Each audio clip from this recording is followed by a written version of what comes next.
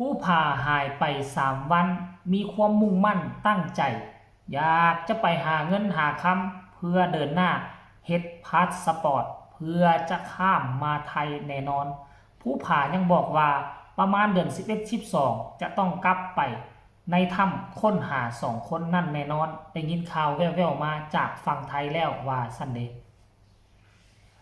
สบายดี FC แฟนคลับทุกทานมาพบมาพ่อกันคลิปนี้มีเรื่องราวข้อมูลข่าวสารจากฝากฝั่งของทั้งผู้ผ่าทานผู้ชมมือว่านนี่พวกเขาไปเฮ็ดคลิปนึงแล้วว่าผู้ผ่าไปเจอม่องเอาทองคำใหม่ซึ่งเป็นแรงน้ำธรรมชาติไปคุดค้นเอาแฮเอาเฮอนั่นมาล่อนเป็นล่อนทองทานผู้ชมแบบปฐมประฐานใส่บ้างปันแต่ว่ากลัวผู้ผ่าจะไปเจอจุดนั่นการละหกละเหินได้เกือบถึกเจ้าหน้าที่กักโตคนใดทุกคนเกือบถึกเจ้าหน้าที่กักโตเพราะว่าอย่าง ไปเข้าที่ทำสัมปทานของคนจีนว่าซันเดย์ว่าสิไปนอนจะคืน2 คืนไปฮอนเอาค่ำไปเข้าเขตสัมปทานคนจีนเจ้าหน้าที่ตำรวจมาเจอแล้วก็ไล่ให้หนีคันว่าบ่หนีนี่สิยึดรถจักรไว้ได้จำเป็นต้องไม่หนีเพราะว่าเขตสัมปทานนี่สัมปทานคำว่าสัมปทานนี่เขาได้เสียเงินให้รัฐบาลแล้วเขตนั้นเป็นเขตของเขาในช่วงระยะเท่านั้นปีเท่านี้ปีคนอื่นเข้าไปนั่นก็คือว่าไปลักลอบขุดค้ำของเขาเจ้าหน้าที่ก็ต้องเฮ็ดตามกฎหมายก็จำเป็นได้หนีออกมาละหกละเหินออกมาหนีออกมาแล้วยังบ่พอได้ยินข่าวว่าบ่ฮู้ว่าเป็นเรื่องอีหยังเนาะได้ยินว่าเจ้าหน้าที่ตำรวจเขียนใบเชิญไปศึกษาอบรมอีหยังจักอย่างนี่แหละท่านผู้ชมเนาะก็แล้วไปแล้วไปให้ข้อมูลกับเจ้าหน้าที่แล้วก็แล้วไปแล้วตอนนี้คือเพิ่นกลับมานอนเฮือนนอนศาลตอนแรกมาก็สวดมนต์แล้วก็ไล่สดตื่นเช้ามาก็น่าจะไปเอาบอลคลิปเฮาเห็นเมื่อวานนี่แหละเป็นคลิปสั้นๆซึ่งผู้ผ่าเพิ่นก็ได้ถ่ายมาให้เบิ่งแล้วเป็นแรงน้ำธรรมชาติเพิ่นยังมีความมุ่งมั่นตั้งใจอยู่มี2อย่างจับใจความได้อย่างที่1นี่เจ้าให้พาสปอร์ตให้มันแล้วไปไทยอันที่2ต้องได้ไปนั่งสมาธิกรรมฐานอยู่ที่สวรรณเขต2อันนี้ต้องเกิดขึ้นในอนาคตแน่นอนท่านผู้ชมเนี่ยไปฟังจากปากของผู้ผ่าสะกอนให้มันจับใจความได้ทุกคนไปฟังพร้อมๆกันเลยเดี๋ยวนี้ผมมีเวลาเล่นโทรศัพท์ผู้พาไปสอบเงินเรียนพาสปอร์ต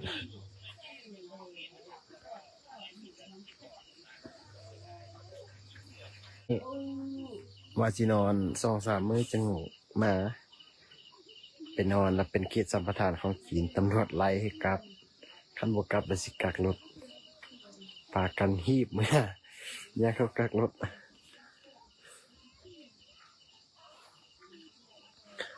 9144166กันมา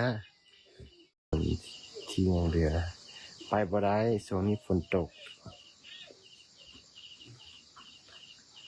ประมาณ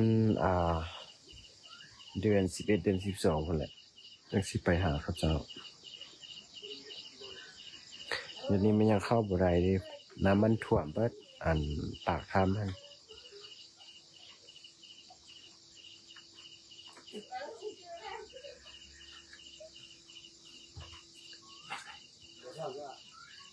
เดือนประมาณเดือน12นั่นแหละทางอาจารย์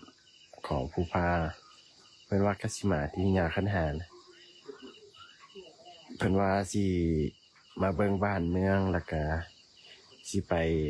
สวย2 คนหั่นคณะกันจะส่งเงินสิไปจำศีลอยู่สวรรณเขตเมืองจำพรอยู่วัดป่าภูข้อตอนลงเวียงหันไปเรียนพาสปอร์ตกับบ่ได้เรียนเพราะเอกสารยังบ่ได้พอดีเอ็ดเวียกอยู่เวียงเอ็ดก่อสร้างมาอันทางปกสเพิ่นเฮ็ดไม้เหียกมาหาคันเฮาบ่เมื่อก็บ่ได้เขาเอิ้นเทื่อนึงเทื่อที่2เทื่อที่3บ่มาแล้วเขานำจับเฮาสินะบ่มาบ่ได้ต้องได้มาแล้วเงินเบิดส่งเงินลงอีก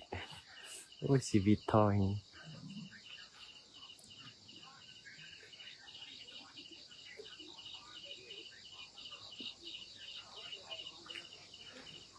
อ้าว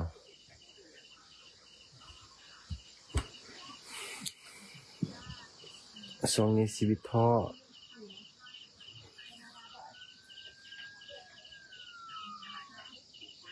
เพราะว่า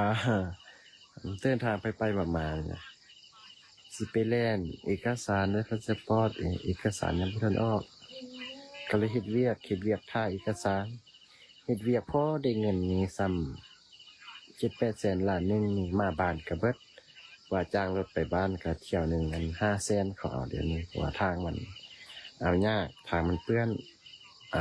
ทางบ้านผู้พานี่ก็สิเป็นการสัญจรทางรถบรรทุกแก่แห่เหล็กทางกระเพมาดไปบางบอนก็ได้ย่างว่าทางมันไปไว้ขนาดขี่รถจักรเลยค่ารถเมล์ให้เที่ยวก็ได้เลยมีแต่รถวิโก้รถมีฟูวินนี่ก็เข้าไปแปลงแต่ลองแจ้งไปหอดน้ำย้อนแล้วก็มีรถเมล์นะครับเขามานี่ก็มีเงินล้านหนึงอยู่เวียงมาเอ็ดเวียก4 มื้อเคยล้านหนึงมาก็จ้างค่ารถเบิดจ้างค่ารถซื้ออยู่ซื้อกินไปนำทาง นี่นะ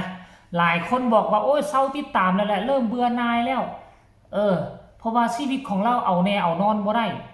ก็เคยบอกแล้วว่าคนนี้น่ะต้องอยู่ภายใต้การนำพาของผู้อื่น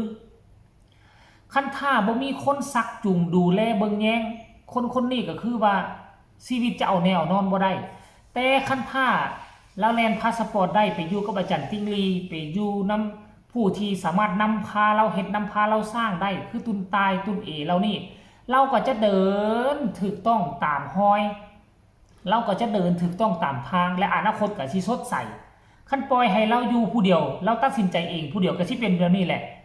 แบบคือน้ำลวกไก่นะต้มพอมาดๆแล้วก็ไปลวกไปเนาะอาจจะบ่สำเร็จอาจจะเดินทางผิดเนี่ยอาจจะคิดผิดพลาดเนี่ยเพราะว่าก็คือคนบ้านนอกคนนึงเนาะคนบ้านนอกคนนึงคนบ่ได้เรียนสูงแล้วสัมผัสว่าสมองก็ฟั่นเฟือนไปในการติดถ้ำมาแน่ก็ยังบ่ทันสมบูรณ์เทื่อเพราะฉะนั้นเฮาก็เอาแนวนอนบ่ได้ก็คอยบอกคอยสอนคอยแนะนำกันเอาท่านผู้ชมเอ้ยผู้ใดฮู้หลายก็แนะนำหลายผู้ใดฮู้น้อยก็แนะนำน้อยเพื่อจะเฮ็ดแนวใดให้ผู้ผ่านี่มีชีวิตที่ดีขึ้นเพื่อจะเฮ็ดให้ผู้ผ่ามีชีวิตที่มั่นคงขึ้นกว่าเก่าหั่นน่ะผู้ใดฮู้ก็พากันแนะนำไปแน่คอมเมนต์เวลาเห็นเราเคลื่อนไหวก็ได้เป็นห่วงเป็นใยเพราะชีวิตของเรานี่ติดถ้ำมานำกันออกมา5 คนมีแต่เรานี่ไหนชีวิตเบิ่งแล้วรู้สึกว่าอาภัพกลัวทุกคนทั้งครอบครัวทั้งญาติพี่น้องทั้งสังคมก็เริ่มนั่นแหละอาภัพเลยเป็นตาหน้าลือโตนในชีวิตผู้ผ่าทานผู้ชมก็ขออวยพรให้เราประสบผลสำเร็จดังที่เราตั้งใจเอาไว้หาเงินหาค่ำได้แล้วก็ไปเฮ็ดพาสปอร์ตแล้วก็ไปนั่งกรรมฐานอยู่ที่วัดป่าผู้ข้อทั้งสวรรณเขตให้ได้ดังที่ใจเพิ่นตั้งใจเอาไว้ก็แล้วกันเด้อท่านผู้ชมเนาะคลิปนี้ก็เอามากล่าวเอามาต้อนคลิปแรกแหกม่านของเช้ามื้อนี้ไผมีความคิดความเห็นแนวใดก็สามารถคอมเมนต์แลกเปลี่ยนบทเรียนนำกันได้1 ไลค์ 1 แชร์พอกันใหม่ในคลิปหน้าสบายดี